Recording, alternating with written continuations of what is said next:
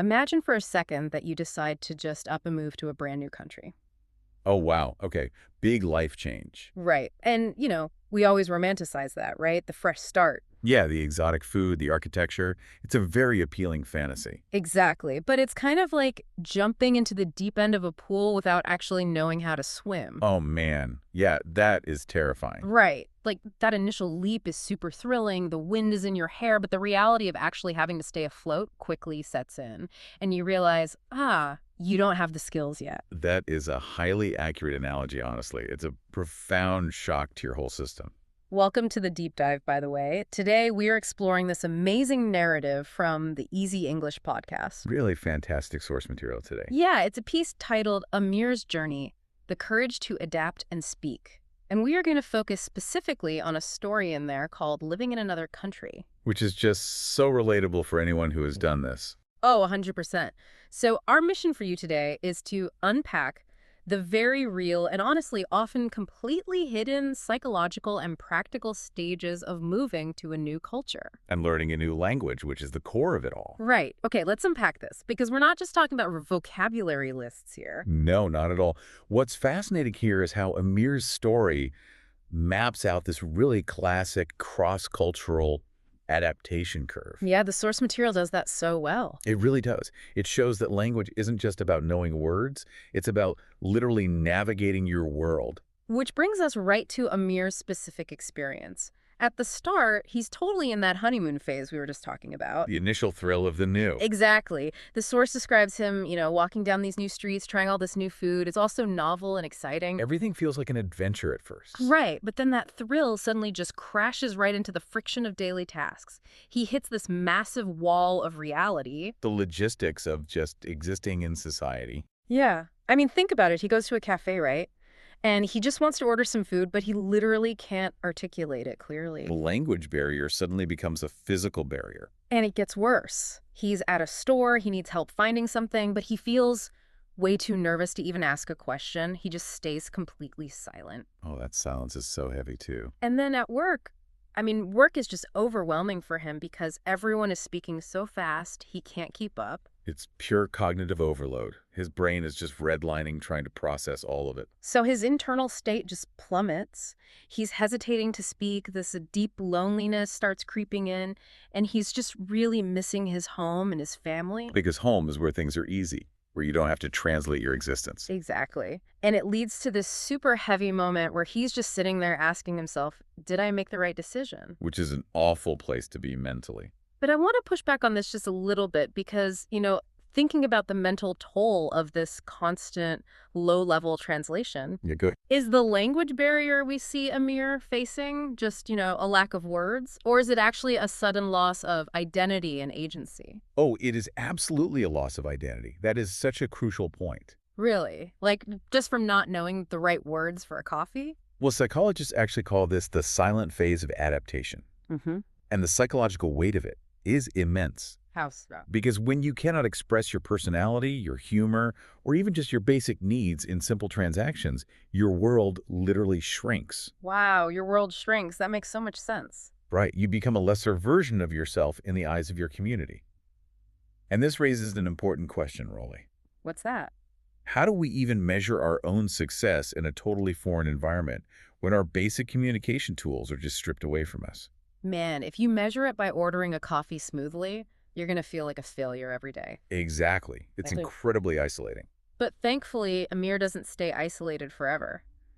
This brings us to the external catalyst that completely changes his trajectory. Yes, the power of human connection. Right. Enter Sophie, his neighbor. Sophie's a great character in this narrative. She really is.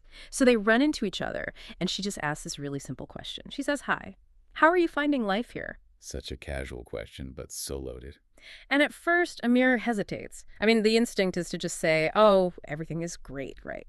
To hide the struggle. Of course. Nobody wants to admit they're failing at life. But he takes a risk. He offers this really honest confession. He tells her it's difficult and that he feels nervous. Which takes a lot of bravery, honestly. And Sophie's reaction is just, it's perfect. She doesn't pity him. She just listens kindly and totally normalizes his struggle. Validation is so powerful. She literally tells him that's completely normal. And then she gives him some really crucial advice. What does she tell him? She says to speak every day, don't be afraid of making mistakes, ask questions. And she drops this great line. She says, learning happens in real life, not just in books. I love that line. It's so practical. Here's where it gets really interesting, though. I look at Sophie kind of like a trail guide on a mountain hike. Okay, I like this. A trail guide. Yeah, when you're hiking and your legs are burning, you're exhausted, and you think you're failing. Right, you want to give up. A good trail guide doesn't carry your backpack for you. They don't flatten the mountain. They just look at you and say, hey, this path is steep. The pain means you're actually on the correct trail. That is exactly what she does. She assures him he's on the right path. But, okay, let me play devil's advocate for a second. Is simply being told it's normal really enough to change someone's mindset and pull them out of a slump like that? It actually is, because it breaks the cycle of shame. Shame. Just from struggling with a language. Absolutely. Sophie removes the shame Amir felt about his struggles. Before that, he probably thought there was something wrong with him. Like he wasn't smart enough or something? Exactly. But language learning isn't just a solitary academic exercise you do in a vacuum. It requires a safe social environment to flourish. Oh, so Sophie provided that safety. Yes. By validating him, she lowered his anxiety, which literally makes his brain more receptive to learning. That is wild. But of course, inspiration has to be followed by actual execution, right? Always. The mindset shift is just step one. Right. So we have to look at the specific, practical actions Amir takes next, the actual toolkit he uses to adapt. Yes, the source gives us a really detailed look at It that. does. And we have the exact book titles he used from the narrative. First, he starts with a book called Short Stories in English for Beginners. Teach Yourself. A classic starting point. Yeah, he finds a lot of comfort in the simple, clear sentences. But here's the crucial part. He doesn't just read it silently. He reads it again out loud. Which is physically training his mouth, not just his brain. Right. And then he graduates to the next level. He picks up Learn English Through Stories, 16 stories to improve your English grammar and English vocabulary. Well, that's a good step up. More complex structures. Exactly. And with this one, he actively practices speaking and repeating the phrases. Which really mirrors building muscle memory. Yeah, it totally is. It's kind of like riding a bike. You can't just read a book about balance, right? Of course not. You just fall over. You actually have to get on the bike and physically pedal. And then, following Sophie's recommendation, he uses one more resource. What's the third one? It's called Effortless English. Learn to speak English like a native. And his method for this is wild to me. Oh, the walking around part. Yes. Mhm. He puts his headphones on, listens while walking around the city, and repeats the sentences quietly to himself in public. Which has to feel so strange at first. Oh, completely. The narrative even points out how strange and uncomfortable it initially feels to just walk around in public muttering to yourself. I mean, people might look at you funny, but it works. It really does. But why does that work so well? Well, if we connect this to the bigger picture, it's all about the mechanics of active versus passive learning. Okay, unpack that a bit. Active versus passive. Sure. So earlier at work, Amir was trying to comprehend fast talkers silently. That is passive learning, and it's overwhelming. Like trying to drink from a fire hose. Right. But by muttering to himself, he transitions to actively training his vocal cords in his ears in a controlled but still slightly distracting environment. He's forcing his brain to process the language while also navigating the sidewalk and traffic. Exactly. He's building real-world conversational stamina. Which brings us to the compound interest of all this trying, going from these private practice sessions to actual public performance. The real-world results of his daily effort. Yes. And the source material revisits those initial friction points we talked about earlier to show his growth. The cafe, the store, and work. Right. So he goes back to the cafe. And this time, his voice is more confident. He just says, I'd like a coffee, please. Simple, but a massive victory for him. Huge. And then at the store, the words come easily when he asks for help. He's not paralyzed anymore. The fear is gone, or at least manageable. Exactly. And then at work, and I love this detail, he doesn't understand everything, but he understands more. Which is such an important realistic detail. It's not magic. Right. The narrative emphasizes that weeks have passed. He persists despite still making mistakes. Because mistakes are just data. They tell you what to fix. Yeah, and it all comes together in this second encounter with Sophie. She sees him and notes that he looks different. She says he looks more confident. And he feels it too. Yeah, he agrees with her. He says, I feel different. So what does this all mean?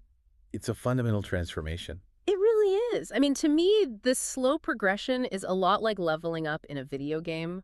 Ooh, I like that analogy. How so? Well, you often don't notice your stats increasing day by day. You're just doing the daily grind. Right, grinding for experience points. Exactly. Until suddenly you easily defeat a boss or, order a coffee that used to completely overwhelm you. That is a perfect way to put it. You don't see the growth until you are tested by the environment.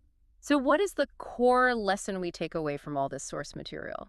Well, the core lesson is that living in another country is fundamentally not just about learning a language. What is it about then? It is a crucible. It's a test for growing, adapting, and basically becoming a stronger version of yourself. Wow, a stronger version of yourself. Yeah, every small step, and especially every mistake, is an absolutely necessary part of that growth. It's not a detour, it's the actual path. Exactly. So, to summarize all of this for you listening right now, if you are learning a new language or starting a new job or living in a new place, you are not alone in that struggle. Not at all. It is universally difficult. It is incredibly challenging, but by speaking just a little every day, being patient with yourself and not being afraid to try and make mistakes, You are getting better every single day. you really are.